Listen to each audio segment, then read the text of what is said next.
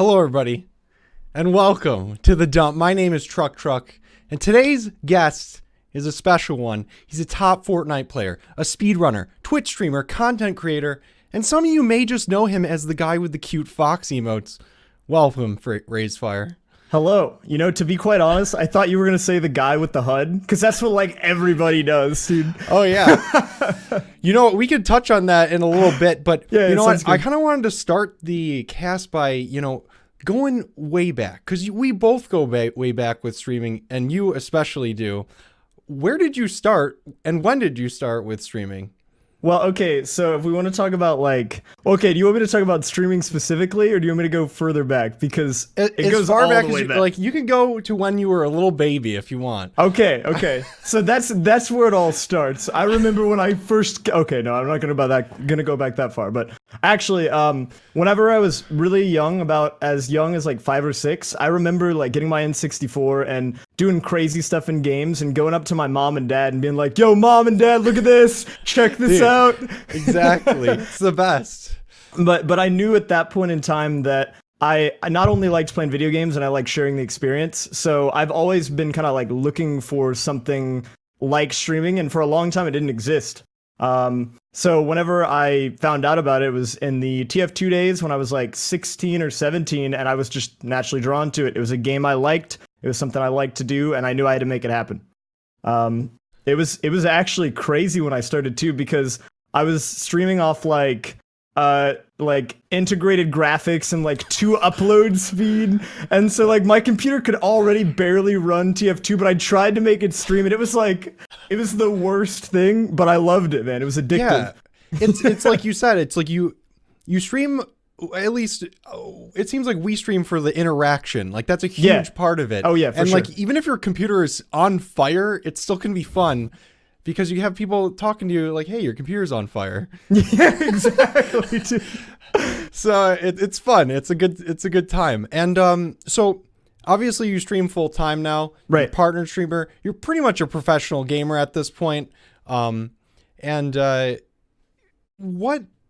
We'll stay back in the past. At what point Okay. were you like, hey, I want to do this a lot and regularly, not necessarily like full time, but hey, I want to do this. I want to make this a part of my life, like a hobby. Right. I would say that actually probably started around when I was getting started in college, because in high school it was a hobby, and I mean, I think when anyone's in high school, they don't really know what they want to do. They're just doing things because they find them fun, right? But whenever I got into college, I was in my dorm around halfway through my first semester. I realized that, I was seeing some growth. I was really enjoying how this whole thing was going. I wanted to really foster the community. So I knew that I might not be able to make it like a full-time thing immediately, but I wanted to start incorporating it more into my life. And it's kind of just been kind of a gradual transition as time has gone on. Mm-hmm. So with my previous guests, including you, we've all started at TF2. Yeah. So what was your experience with TF2, and like how did you like grow your stream? Because you obviously did it through that game, correct? Right. Yeah, that's how I got partnered and everything. Oh, really? You got Yep. partnered through TF2? I thought it was the speedrunning days, but damn, you... Okay. Yeah. Damn. Okay. Well, okay, it was like the very how did end, that, but how did yeah. that work? How did that work? So I've always kind of been a big advocate of trying to fill a niche in the streaming world, and in TF2, whenever it was more like at its height, I knew that a lot of other TF2 content creators, streamers, players, whatever, just had more influence, and so in a way I kind of tied my HUD into it, I guess. Like that was kind of just something that happened on its own, but I always wanted to kind of like fill my own particular role. I tried to be the guy in TF2 that was kind of the jack of all trades, because I did HUD streams, I did, pub games. Like I even had a pub server where I played with people in my community, and then I also streamed like scrims, I streamed like ESEA officials. I just wanted to be that guy that was like always on, that was always doing something that people could tune into if they had nothing else going on. So basically a variety streamer within a game that has a lot of variety within it. Yes, and actually that's something that I want to talk about more whenever we're discussing about like different types of content and stuff, because that's you something could go that I'm on to actually that right passionate now. about. Go right into it right now. So I know that I know that variety streaming is a big thing, and a lot of people enjoy it. You know, I watched your episode last week with Tag, and you and him actually spent a decent amount of time talking about like all the ins and outs of variety streaming and what it brings to the table. And for me, I've never really been the type of person to jump from game to game, just because when I find something I like, I really like latch onto, you know, and I want to get the most out of it that I can. But a way that I've been able to kind of keep things interesting within playing the same game over and over is trying to find everything that game has to offer. So, you know, whether that's competing in it or screwing around in like more casual modes, or even getting into like the dev stuff behind the scenes, you know, like screwing around with the map maker, screwing around with, you know, the UI development. For TF2, that was really what I did to get as much life out of it as I did. So yeah, and you know what? That's interesting because I feel like you've done that with TF2, and you obviously do it with Fortnite. I watch your stream pretty much every night. You're playing competitive, you're playing just random stuff, you're playing creative mode, everything. Like that game has a lot to offer. Yeah, and you're doing all of it. But between TF2 and Fortnite, you kind of got into the speedrunning community. How did it work with Super Mario Sunshine? And I believe you played Diddy Kong Racing as well. Yeah, those were my first two. Yeah. So how did it work with those games? Yeah. So I can talk about that, and I know that you've never really done a decent amount of speedrunning. So this is actually something that you might not know about as much, but especially now in this day and age, the speedrunning community has branched out greatly. You know, not only is there people just playing the same base game over and over again, but people have gotten good enough with like the dev tools available to them and stuff that they've made things like, a big one right now is Ocarina of Time Randomizer, where all the chests and loading zones and everything are randomized, and you can still kind of like do those speedrunning techniques, but every time you play, it's a different game. Mm-hmm. And so when I was like in speedrunning in like my core, when I got burnt out on doing things like actual run attempts, I would do something to spice it up. You know, like in Super Mario Sunshine, there's 4 main categories. So like if I was doing one the whole time and I got really burnt out on it, I could do, you know, one of the other ones, or I could do a challenged playthrough where I try to like get as many shines without taking damage, you know, like stuff like that to kind of just mix it up where it's still the same content that I know and that people I know like, but it's a different experience, if that makes sense. Yeah, I totally get you on that one, because I kind of do that with Surf a little bit. There's like different challenges you can do. You can go for like personal records and extremely difficult maps, or you can just go for really fast times and maps you've already beaten, and a couple things in between. So I totally understand that. Right. That is a very interesting perspective, just like getting the most out of a game rather than just game hopping, because that's kind of what I'm doing. I'm playing one game, but I play kind of just whatever, and then Surf. And it seems like it's kind of good to get the most out of the games that you play, right? Because you can get the people from that community like regularly watching your stream. Do you find that to be a better way to grow a stream by sticking with games, or difficult in some way? Well, compared to what, like just in general, or variety streaming, or are we making comparisons? Or for example, like if you do a variety streaming, the amount of people that watch your stream probably day to day is going to be like all over the place, different games. Right. But are they going to stick around? Do you think sticking to one game allows people to stick around because they know what they're going to get, or at least an idea of what they're going to get? Well, coming from someone who's changed communities a lot, I would say that yeah, people definitely know what they like and are comfortable with, and they a lot of the time want to stay within that realm. So if you're trying to mix it up with doing one game one day and then another day, and like there's not that degree of consistency, I think that it is like hard for the viewer base, other than those core regulars that are like there for you in the community, to tune in, just because I don't know, like let's use an example. Let's say that I'm streaming Fortnite and this new Fortnite guy follows me that night, and then the next night I'm playing like, I don't know, it could be anything. I could be playing like Minecraft. So let's just use that as an example.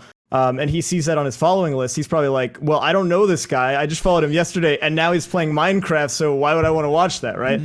And so I think that while variety streaming can be a way to get it done, if you're looking for like more consistent growth, I think trying to stick to a particular game and make the most out of it is going to give you like faster results, if that's really something you're concerned about. So what are the pitfalls between sticking with one game? Like, obviously you've switched from TF2 to speedrun games to another competitive game, Fortnite. What are the pitfalls of like sticking to the game? Like, is it exhausting sometimes? Oh yeah, no, 100%. You know, like with anything, too much of one thing can be very draining. You know, there are some days where maybe you're really just not feeling it, but at the same time, you also don't know what else you want to do. And so like you might hop on and you'll be playing the game and you're going through the motions and you're doing it because you feel like it's expected of you and that's all you know, even if it's not something you want to do. And those days can be very mentally exhausting for sure, because you're sitting there and you're trying to get yourself through when you're doing it full time, I just see it as like a work shift, basically. You're trying to get yourself through the work shift and make the most out of it as possible, even if sometimes there's really not a lot to make the most out of, you know? Yeah, I mean, I have a lot of friends that play Fortnite, including you, and a lot of the running theme between people that play competitive games is like sometimes the world just doesn't want you to win that day, and you just have a day full of just losses, and it's just hard to power through. How do you power through days like that? Because Fortnite, at least nowadays, is a very inherently competitive game. It's developed into that, at least.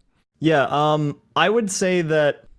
So this is actually like a hard thing for a lot of people in Fortnite specifically, but I feel like, again, like you said, it just kind of spans beyond any competitive anything.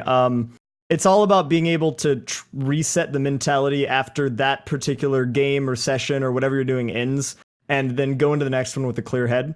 You know, it doesn't matter if it's a tournament, it doesn't matter if it's just a random rank game, but I feel like if you're streaming, you owe it to your audience to try to put on the best version of yourself you can. And if convincing yourself that all of the games in the past don't matter, even if they did tilt you a little bit, helps you get back to that neutral ground and makes a better stream, then it's worth it. And so that's what I try to tell myself. So how do you get to that point? Because in all honesty, you are the only streamer that I watch play competitively that never gets tilted. Like sometimes you get a little down, but you don't get like mad or angry. You don't even swear. It's extremely impressive. Like no one, there's probably single digit numbers of people on Twitch that stream regularly that can maintain composure like you do. Like how do you do it? I don't know. I feel like that's something that I struggle with just like internally, and I feel like that expands beyond just my streaming career. I just handle it differently, you know, in the way that some people get frustrated and they like hit their desk or they like smash keyboards, you know, like the Summit 1G punch the monitor. I kind of do it like more internally. Like I get really mad at myself and I beat myself up, but I don't want to show that on stream, obviously, because I feel like no one would want to watch that. You know, no one wants to watch someone that's like upset. So I guess at the forefront of my mind, I keep the stream's like well-being as like the number one priority. And so sometimes, you know, if I really need to get frustration out, I'll say, hey, Chad, I got to go to the bathroom. I'll step out of the room. I'll get water. I'll wash my face, you know, like something to just kind of clear my head and get me away from the mouse and keyboard. So I'm not just like mad and then I'm just like angrily like, I hate this game. And then I'm mashing the re-queue button, you know. Dude, it's apparent. And I think that's a lot of like, that's a huge reason your stream is so appealing to me personally. It's just like, you know what you're going to get. You are going to get Fortnite, but I think for me personally, I watch streamers for the streamer. Like I personally don't play Fortnite, and I'm somewhat interested in it, but I mostly watch it for you because you're just very relaxed, chill, positive, and most importantly, it comes off as extremely genuine. It's not like, hey guys, I'm on crack and I'm super happy. You know, it's just like it's genuine. It's like, hey, if I were to meet him in person, which we have, it's this is you, and it's great. It's a good content. And speaking of the content, you've played TF2 and you played a variety of TF2. Right. You played speedrunning and you tried making it as variety as possible, a little bit more restricting probably. Yep. And then you've played Fortnite, and I would say it's probably similar to TF2, but probably a little bit more restricting. At what point are you like, I just need to switch games? Because obviously you hit that point with TF2 and speedrunning. Yeah. Where do you draw the line?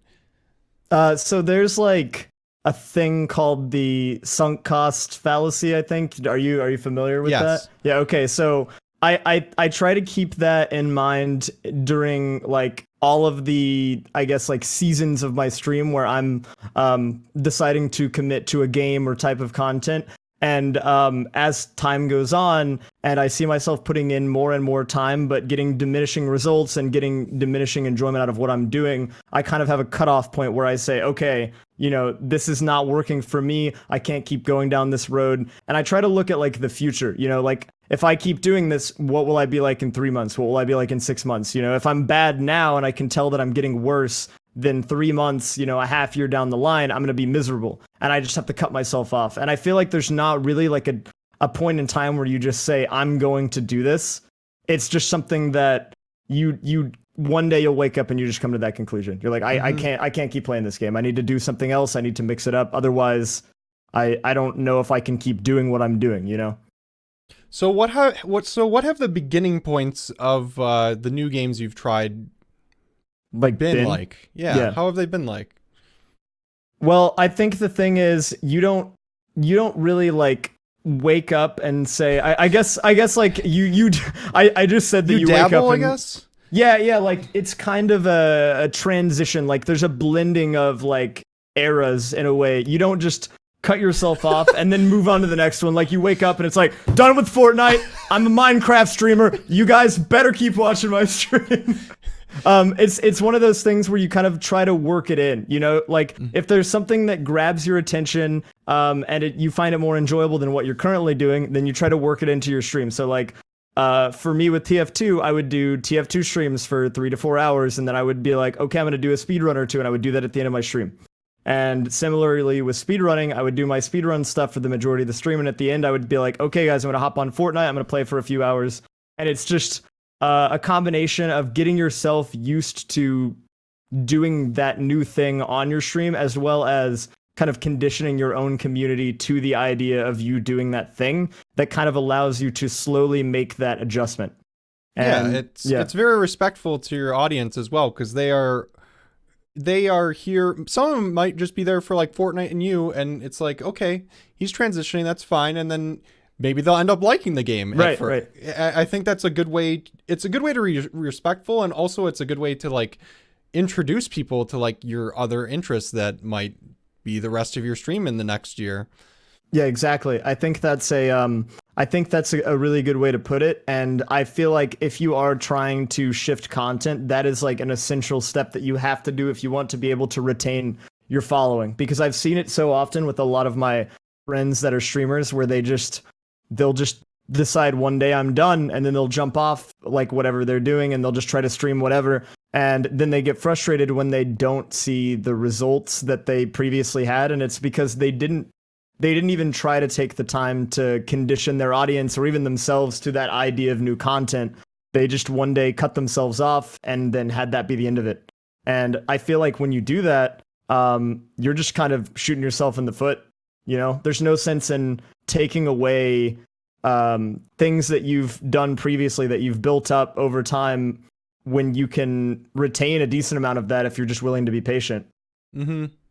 And I think it's like you said, you condition your audience, but you also you condition yourself in the sense that you kind of understand how to stream the game, because like you've played TF2, Mario, and Fortnite. I keep saying that, but the way you stream those games is so much different, right?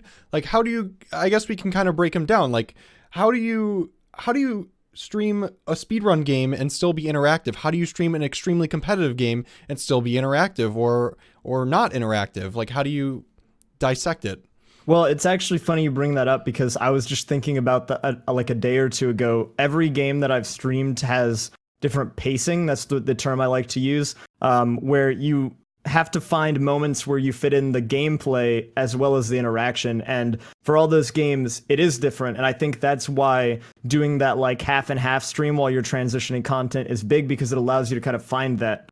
Like for when I'm doing speed runs, when I did Sunshine, every time you finished a level, there's about 10 seconds of downtime where you're exiting the level, you're going through the loading screens, and then you're re-entering. And during that time, I mean, I have nothing to do. I might as well look at the chat, right? With Fortnite, it's a bit different because when you get to like those really intense end games and it's like constant action and you've got like the circle moving and everything, you kind of just have to say, I can't look at chat right now. I need to finish this. But then, you've got that downtime when you're in the lobby and you're waiting for queue and you're like on the bus and like you haven't actually played the game yet where you have more than 10 seconds. You probably got a few minutes where you can look at chat. But these are things that I didn't know when I first started playing either of them. It's just something that kind of had to develop over time. Mm-hmm. And within all of those communities, I've been watching your stream since the TF2 days. Like you've made a lot of friends and networked. I don't know if I don't like using the word network because you essentially just make friends and you play with them. How did you come about making friends through each community? Because for TF2 it was very easy to make friends, at least back in the day. Community servers, you'd all play in the same servers, or you'd all be in the competitive community, server community, whatever. Very easy. But with games like Mario and like Fortnite, which has an extremely huge community, how do you network and make teammates and friends? So it's so yeah, for TF2 it's pretty straightforward, community servers, and if you're in the competitive community, it's small enough, it's tight knit, you know people. Speedrunning actually is kind of similar because the way speedrunning works at the end of the day is it's a bunch of small communities that are lumped together to make up the speedrunning community. Like when you speedrun Super Mario Sunshine, other people that also play that game and speedrun it look at the directory, they see this guy that they've never heard of before doing a speedrun, they stop by chat. That's how the interaction starts. And then, of course, going to events in person, much like, we've had conversations at Tip of the Hats, the same type of thing happens at GDQ events. People meet up. They have those in-person interactions, they network, and that's kind of how that happens. The Fortnite thing is a bit more, it's a way tougher thing because it's such a larger community and it's a bit more like commercialized and you've got all these big name people. That actually, all of my interactions kind of happened on a whim. I met the first person that I knew in the competitive community just by chance. And then I got invited to the summer skirmish just by chance. And that guy that I met agreed to play with me. And he kind of just introduced me to everyone. But how did you guys meet? Like, what happened? Okay. So it actually goes back to the Fox emotes that you used at the beginning of the stream to introduce me, right? He recently got partnered. And one of his moderators reached out to me because of my emotes and was like, yo, those emotes are dope. Can you hook my friend up? I'll let you play Fortnite with him. And I'm amazing. Like, what? Because like I had no idea who this guy was or who his friend was that was apparently good at Fortnite. And I'm like, I don't know if I can get you the emotes. Like I don't really know if that's like a thing I can do because the people that have done my emotes don't really take commissions. And he's like, that's cool, but you still want to play Fortnite with them? And I'm like, sure, bud, why not? And as it turned out, the guy that I ended up playing with later joined 100 Thieves Fortnite roster, like pro Fortnite roster, and then we played in the skirmish and won, like 10K in that one game, and that was really, crazy. And we've just kind of been friends since then. So yeah, that's wild. Like it's amazing, just completely random. I find it amazing that you are able to play at such a high level while maintaining like the integrity of your stream. It's not like you're stone-faced gaming and people only watch you because you're good. Because that's a lot of Fortnite content nowadays. Like it's just a guy that's extremely good at the game and that's it. And people love it because, people like watching top level players. And it's amazing that you've been able to maintain how your stream has been run throughout the years while still leveling up and playing at, I don't know the exact term, but like World Championship, World Cup. It's level. like World Cup level. Yeah. Yeah. It's amazing. So we've talked about how you maintain your community. How do you stay focused and play well and get better? Oh, I'm not gonna lie, it can be like super draining. Before we went live with the podcast, I was talking to Kurt here about how I streamed 14 days in a row just for some reason. And that's because right now with the World Cup stuff going on, everyone's trying to take every chance they can to practice, and so people want to be playing. And really, in a way, it's not super healthy. And a lot of people are approaching the World Cup in a very unhealthy way where they feel like because there's money in it, they're obligated to keep playing.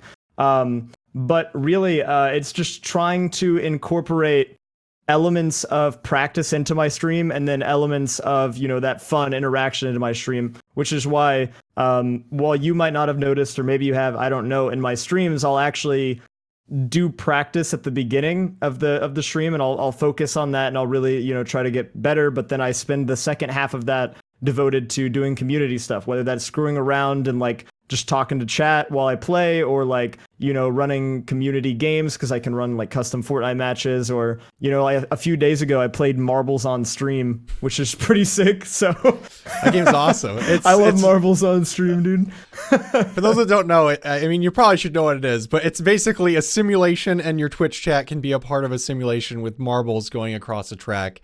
It's fun. You just cast it and everybody gets involved. Yeah, for sure. But yeah, no, it's just about like a back and forth. You gotta kind of have to balance both parts of it.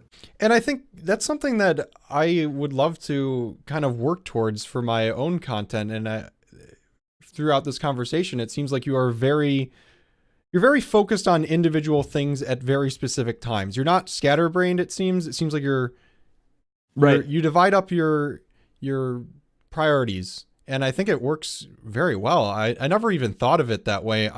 I personally get very scatterbrained, and that obviously leads to a little bit of anxiety, and you don't want to show that on stream. And being precise really does help. Well, I can't imagine what it's like as a variety streamer, because I've never really done that, and I don't think I could do that, because like I said, when I get going on something, I kind of like try to lock it in and get the most out of it as possible.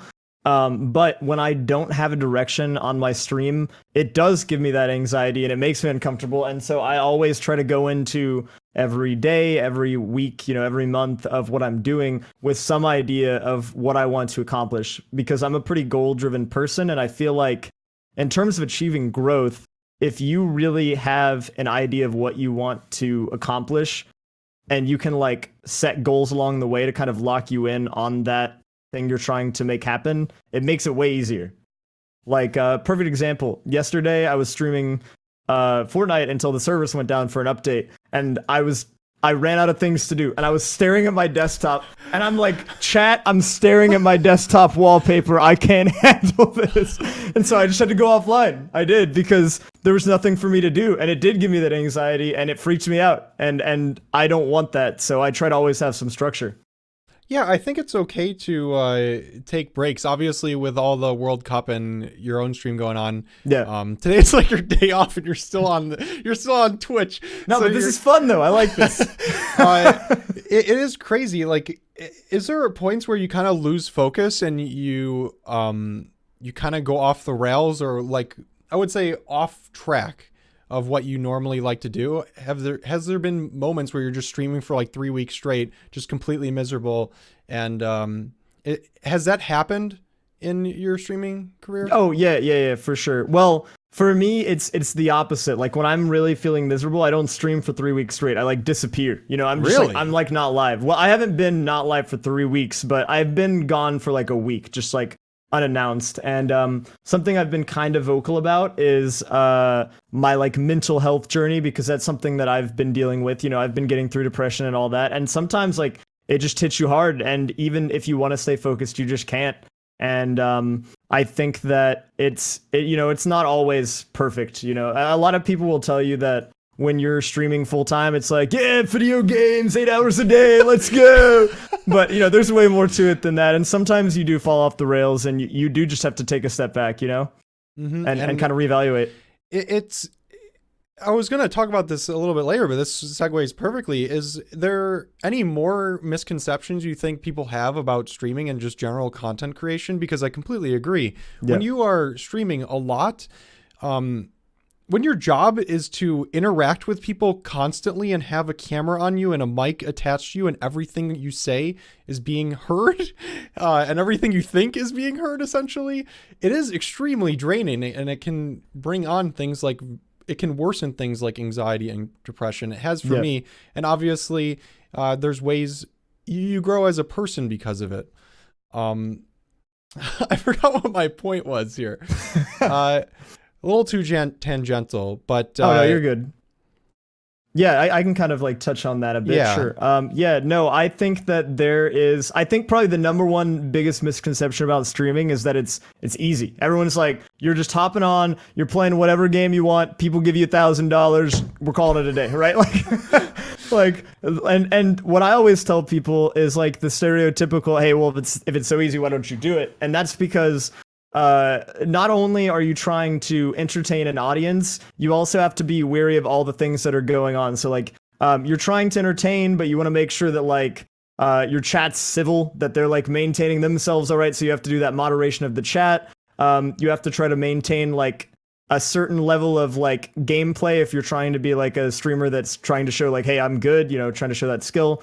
But also there's that worry that maybe you'll say something and maybe someone will clip it and then it'll show up on the Fortnite highlights, 1 million YouTube channel and then get 500K views and clickbait, all that stuff. But yeah, there's that constant worry that like, who's watching what I'm putting out? Is what I'm putting out good? Am I saying the right things? And there's all these like thoughts and pressures that are going through your head at all times that, if you're working, like an office job, you might just be sitting there typing, doing whatever, like it's fine, right? Yeah.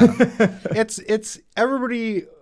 What I've learned from streaming is that every job has its struggles. Like obviously the people that are like, yeah, video games, like it is, yeah, video games I mean, are that is awesome. hype. Like Yeah, it's yeah. great. Like, streaming is awesome, but it comes with all this other baggage. And I think what you and Tag and I believe myself do is make sure certain parts of the stream are good that aren't very good on other parts of the internet, which is just positive communities. Right. Your community, again, if I see a raise emote in my chat and I don't know who they are, I'm like, awesome. This is probably a normal person that is just here to have a good time. I don't have to worry about them being crazy. It's awesome. So how do you get to the point where your community is just reflective of who you are? I think that you have to put that expectation down on your chat early. Like you have to try to let your chat know that you're not dealing with their crap, because if you don't say anything, then they will just interpret that as like, I can do whatever I want. So I think in a way, if you want to have a good community, you kind of have to be mean, if that makes sense. Like you have to put down firm ground rules and say, this is not okay behavior. You can't do this. We don't allow this here. And then once you have those in place, it kind of self-moderates in a way. Mm-hmm. I completely agree. And that's what Tag said. But one thing I've thought about, do you think that type of attitude is restricting to growth? Because I feel like the general audience likes drama. They like edgy streamers and stupid comments, people that like to talk about other streamers, like in whether it's negative or positive, people that like drama. And obviously when you have a positive community, you stray away from that as much as humanly possible. Do you think that is like a negative aspect to viewership, and does it matter if it is? I mean, I think whether or not it matters really comes down to morals. What do you want? Do you want to see only growth? Because if you want to see only growth, then yeah, you can throw that out the window and say, okay, I'll allow, anything goes. And then I'm sure crap will like go and people will show up and things will happen, right? And if that's really what you want and growth is the only factor, then sure, you can do that. But on the other side of the coin, if you really only care about your community and you're willing to sacrifice, growth, all growth, let's just use extreme examples, then and that makes you happy, then I think that's fine too. As long as it's sustainable, assuming you're doing it as a job, of course. But yeah, how much does that matter to you? Like, obviously, it is your job. It has to matter to you in some way. But at the end of the day, like, if you had to quit streaming because it wasn't financially stable, would you still stream, like, as a hobby? Yeah, I think that, that's a tough question. I haven't thought about that one too much. As far as I'll break it down into two parts. So the first part where you mentioned how much does that like matter to me, I try to strike a safe balance in the middle, which is what I think most people try to do, where they want to allow people the freedom to express themselves and talk about things they want to talk about. Because I feel like that allows more diversity within your community, but also it does allow for growth more than being, like super restrictive, having your like hand around their necks, like only talk about this. But it's in a more controlled way rather than just kind of letting everything run its course. And so that's kind of what I strive for. As for whether or not I would continue to stream if I wasn't doing it as a full-time thing, I would say probably. It would depend. I think my perspective on it is different now from someone who would have already done it and then would no longer be doing it compared to someone who has never done it as a full-time thing and is trying to do it, if that makes sense. Mm-hmm. Oh, absolutely. Because if you're not full-time streaming, you're full-time doing something else. And I understand that you graduated college when you got partnered. Like, you were going through college. You probably could have just dropped out and did it full-time and just been fine, at least financially. But you have that degree. Which is, I think you are a very organized person. I think you have a good head on your shoulders in regards to forethought. And being mega spontaneous, I don't think is extremely helpful in the long term, even though it might be more entertaining in the short term, if you know what I mean. Yeah. Well, okay, to be fair, though, I think you're giving me a little too much credit. When I was going through college, there was kind of like a scholarship, and my parents were like, don't you do that. Don't do it. I'm like, whoa, okay, I'm not going to do it. So I did have to finish for that, but you're right. I probably could have, but I don't know, coming from like a household that's never been like financially well off, there's always that worry, like, is what I'm making going to be enough? So I wanted to make sure that I did have that foundation and that base for sure. I guess we can make a little bit of a transition towards esports. Okay. I understand you were hinting at an announcement for a potential esports org. Before we get into that, if you want to get into that, we can get into it. Yeah, we can talk about How it. do like sponsorships and stuff work for Twitch? Whether it be like, hey, you're signed to an org, or hey, show my product on your stream. Like, just how does the whole relationship work? Yeah, how does it come to be? Like, what are the requirements? So with the orgs, since I can talk about those, like, since that's the most relevant thing at the moment, I would say that they're all a little bit different, but more or less what it is in a pretty straightforward way is you're supplying them the branding of whatever the organization is, and you're supplying them with your skill set. So whether that's content creation or being like a pro player who's really good at a game, or maybe some mixture of both, somewhere in the middle, you're allowing them your skill set to do those things under their name. And in return, generally they'll offer you, the resources that the company or the organization as a whole has available to them. So whether that's like video editors or people to help you out with making your content easier, generally salaries are a part of it. And then on the other end of it, most orgs will actually take like a cut of tournament winnings just as like a reimbursement for them giving you a salary. So it's kind of like a mutually benefiting relationship where you're giving them things, they're giving you things, and you both see growth through that. Have you been a part of any like esports orgs in the past? Because I know you got signed to one recently. I'm not sure if you made an announcement yet. Yeah. Have you been a part of them in the past? And if so, do they kind of feel like communities in some way? I have not really been a part of a super established organization, so I can't really answer that too much. I was a part of a startup org like about a month ago, and things just went south on that, so it didn't end up working out. So I never really got to experience that. But I think that that's definitely something that they strive for. At least the one that I'm working with now is definitely striving for.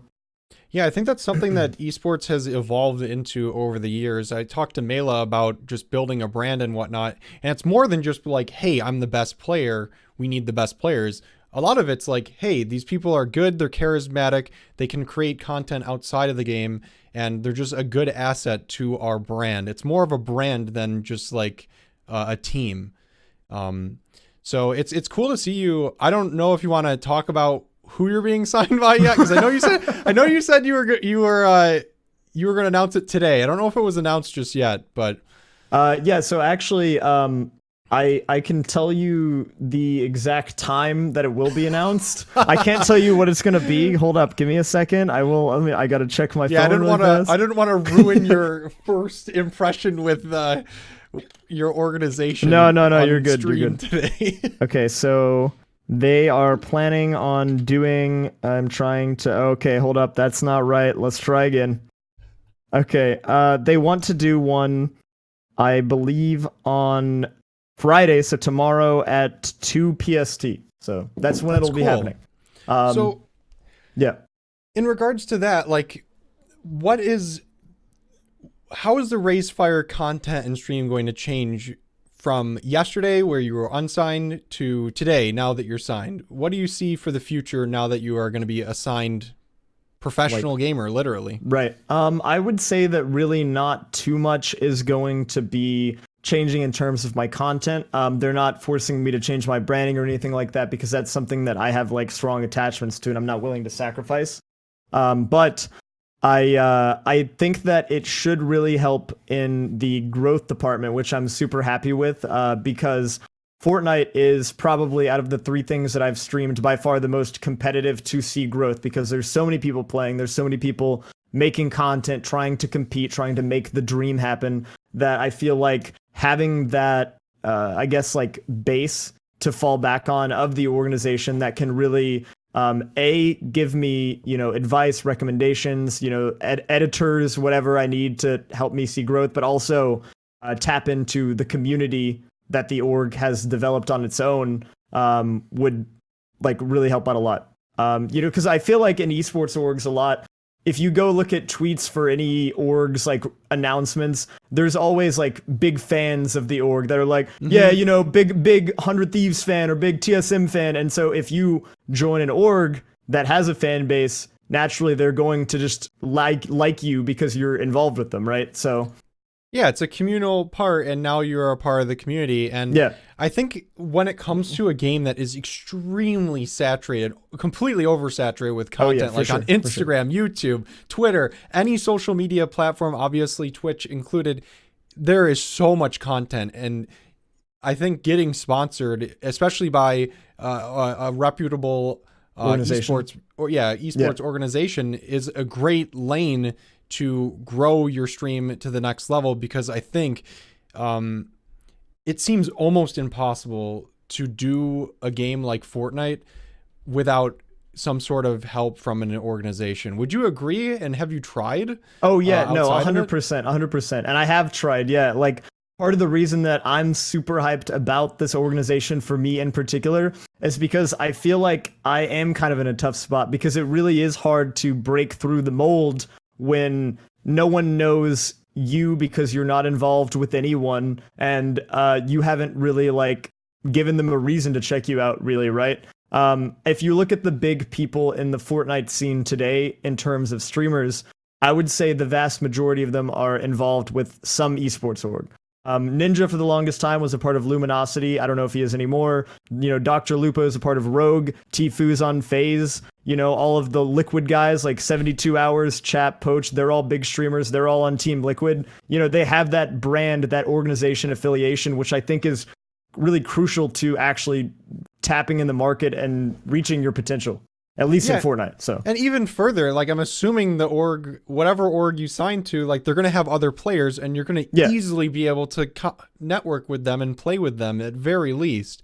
So I'm excited for you. This is it's going to be a nice. It should be exciting. Yeah, it's the day of the new chapter of raysfire on Fortnite. Yeah, it should be exciting, because these guys actually.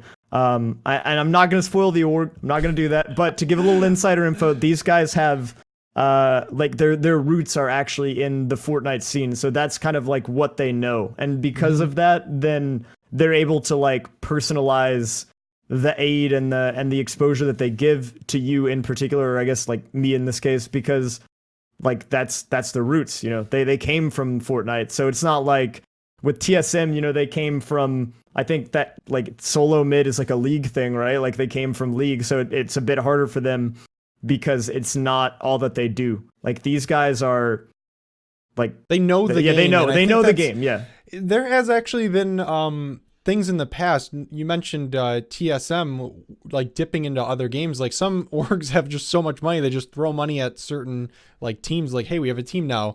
Right. There's been I follow Counter-Strike, and TSM has thrown money at, I want to say, terrible teams in the past. It's like, wow, like a top org just signed like a B tier team. I don't know what's going on right now. It's kind of weird. And I think it is a very good point to be excited about a organization that is that knows, yeah, and understands your game and they picked you because they know you, they know your skill, they know your content, rather than, well, he does not sponsor it. He has some numbers, sure. Right, exactly. You know what I mean? So that's cool. I really wish I knew who it was. I'm excited. Yeah, it should be big. We'll make an annotation or something on the actual like upload VOD. or whatever. Yeah, okay, sounds good. And just put it over your face. Just flash the logo on screen. Yeah. So, are there any like events that you're looking forward to going to? Obviously you have to qualify for the World Cup. But are you gonna go to it regardless? Or are there any like Fortnite lands, like minors, that you can go to? Yeah. So as far as like the competitive circuit, I guess in the Fortnite scene, Epic is the people with all the money, so everyone obviously wants to go to the Epic events. And for the people that are watching that are not up to date with like the Fortnite scene, which I understand if that's a decent amount of people here, because I know that like your audience isn't big into that. They're putting they put $100 million into Fortnite esports prize pool money between 2018 and 2019, and the World Cup event, which is what people are trying to qualify for, is actually a 30 million event on its own, it's going to make it the biggest prize pool event, period. It'll be above the international even, which is some crazy. 12-year-old's going to be a multimillionaire at the end of it. Yeah, it's going to be crazy. But to give you a little more insight, there's 10 weeks of online open qualifiers, and if you qualify during any of those for the LAN, and then you play in the LAN and you come in last place, you get $50,000 for getting in last. Like what? Yeah, try to wrap your head around that one. Buy a brand new 2019 car. Yeah, like literally just go right up. Hey, all right, I'll take this one. Here's the money, fat stacks. That's amazing. They haven't done the full price breakdown, but if you win the solos event, you win $3 million. Like that's for first place. On top of the money that you win for playing in the qualifiers, because the online qualifiers also pay out money. Yeah, I know. Like you just got like $100, right? Like 250 big ones, man. It's all going into Taco Bell. You're playing like you don't like that's actually in the grand scheme of esports, $250 is pretty good for an online thing. Yeah.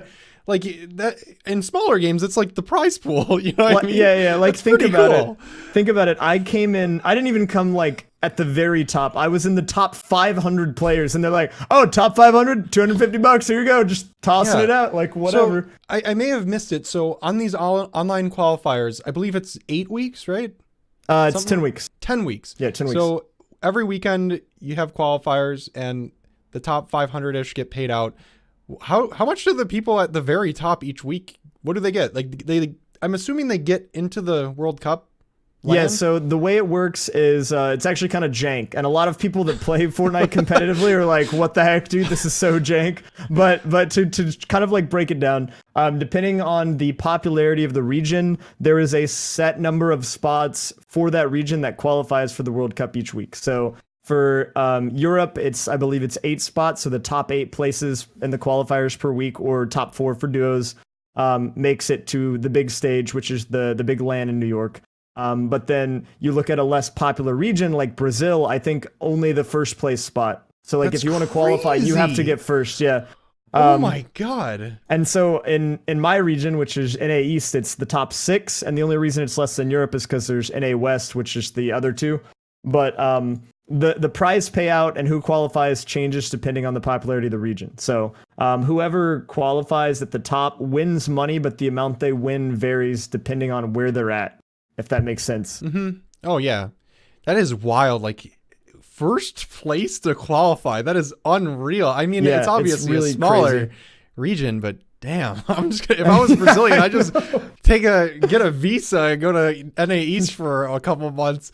Hey, I don't blame you, man. But yeah, that is exciting. Is there any other stuff that you're looking forward to in regards to your stream and your just general content? Is there any shifts that you're looking to make in the future? Oh yeah, for sure. So I'm trying to play the long-term game. I love competing in Fortnite, but as competing with any esport, it's really draining and you can't do it forever mentally because it does wear you down. And B, it's just not going to be sustainable after a certain point because who knows what the next big game is going to be or what's going to come along.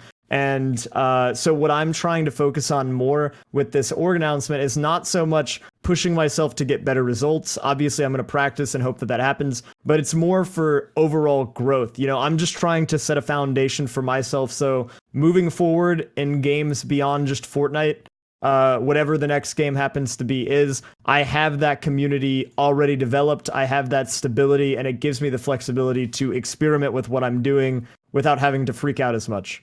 That I think it will be fine for you. You've already done it in the past, and it's worked every single time. Yeah. So when it comes to the next big game, you mentioned the next big game. Is that a huge factor into switching games for you now? Because obviously, when you're playing TF2 back in the day, that's at least it is a big game actually overall. It's like 60,000 players, but on Twitch it is tiny. Yeah. It is a tiny game on Twitch. Does it matter nowadays that you go to a game that is popular, or do you think you can make it work with pretty much anything now? So for me, I really value two things out of streaming above everything else. And it's self-enjoyment in the game, because if I don't like what I'm doing, then why am I doing it? Right? Like I could just go use my degree and just say, you know, heck this, like, why am I streaming this thing that I hate when I could just go not do that? Right. On top of like community interaction. Those are my top two. And so if the next big game is a game that I like, then sure, I'll play it. But if it's not, then I'm not going to. Did you try Apex Legends at all? Because I know I was actually like blown away. Like another BR came out that people were like excited about. I'm not surprised that it's not doing as well nowadays. But when it came out, it's like, this is the Fortnite. This is the big, yeah. Did you play it at all? And what were your thoughts on that game in general, just as a streaming game? So I think that's actually a good example. I was not interested in that game, and I actually never played it, and I didn't even think about streaming it. Really? And so because of that, like, even though there was the doom and gloom like days for Fortnite where everyone's like, Fortnite's dying, Apex is gonna kill it, whatever, I just wasn't drawn into it, and I was still enjoying what I was doing, so I just kept grinding Fortnite. You know, that's kind of how I approach my content. I'm not gonna say, oh, the next big game's here, gotta jump ship, I gotta start playing it ASAP, I gotta be the best at it. I just play games that I like until I stop enjoying them. And it's what you just said is like the most obvious stuff in the world, but it's extremely insightful too, because people need to hear stuff like that. And like, including myself, you come to that realization that I'm not having any fun anymore, but you might have that realization 6 months after, like 6 months of torture playing something that you don't like. I see so many people playing all these, like, it seems to revolve around more competitive games that they just don't like. And it's like, why are you playing it, man? Like, I know you're good at it, exactly. But does that outweigh your misery? And obviously the answer, it has to be no. Yeah, well, that's actually a big thing in competitive gaming as a whole, and it's something that I try to approach differently so I don't burn myself out on it. And if you've ever played a game with me competitively, regardless of what it may be, you'll probably get like a weird perspective, because obviously I care and I'm trying my best, but at the same time, especially now that I've been trying hard to work on my mental health, I realize that there comes a point where it's not worth sacrificing my well-being, even if it means stopping playing the game for a period of time. And there have been moments where I've literally told people, like, if you're really not enjoying this, then take some time. You know, we need to take a step back. We need to really like not force ourselves to do this thing, because if you do that, it's just going to make you hate it more. And then it's a spiral, you know, it goes out of control, and then you can't recover. I think that's a good point. And I think that's a lot of the reason why a lot of people have resentment for the TF2 community. A lot of people that go away from it. I've had my edgy comments about the TF2 community and stuff in the past. And I think it boils down to what you just said, just playing something way too much to the point where you just hate it. And it deteriorates your mental health, and it skews your vision of the game and the community within. You kind of just focus on the negatives rather than like the times that you grew and enjoyed the game. And I think over the past few months, I've kind of changed my perspective on the TF2 community. I think it's just being bitter. It's like a bitter old man yelling at a cloud. Like the cloud didn't hurt you. It's just there. Exactly. You know, I didn't even think about that, but I like the way you phrased it. So that's good. That's good. I think it is interesting because I know a lot of people that watch our content still play TF2 and still love TF2. Right. And it's very unfair to them to like, I don't want to use the word lash out, but I'm not sure what else to say. Like go at them. It's like, I'm not interested in this anymore. Stop talking about it. Right, you know? right. It's good to, like you said, step back, think about it, maybe take a break from streaming for a little bit, kind of get your priorities together and see what the future brings for you. And when I was talking to you guys at Tip of the Hats, you, Star, and all the people that have kind of played TF2 in the past and moved on, I kind of came to the realization, it's like, I am miserable. I don't like this anymore. These people kind of had the same experience that I had several years back, made a decision, made some changes, and now they're better for it mentally, and they're just in a better spot on their streams and content in general. Right. And I did it myself, and I'm just having one of the best years of my life as far as just enjoyment. And I think it's such a strong, it's a scary thing to let go from something that you've been doing for a really long time. But the way you have brought it all together, like your path as a streamer, has kind of made it less scary for myself and hopefully other people that might be in a similar situation where you might end up in a corner and you want to get out of it by planning and figuring it out rather than just getting to the point where you get so upset that you have to quit.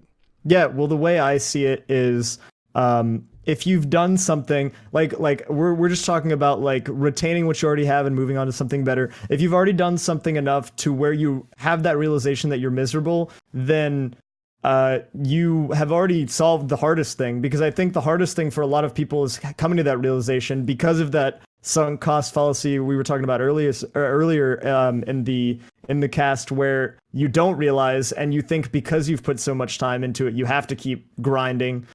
So having that realization is the first big step. And then from there, it's all about just slowly starting that transition until you're at a place where you're doing something that you want to do and you're more comfortable and you're having more fun and it's evident in your content. So yeah. And one thing that you, I think I was talking to you about quitting TF2 at Tip of the Hats. And I think you said something along the lines of, if you believe in your own content, you will succeed.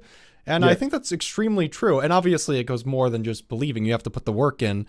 But that's like the starting point where you have to look at yourself, because streaming and content creation is mostly about the person behind the game, behind the show or whatever, rather than the game itself.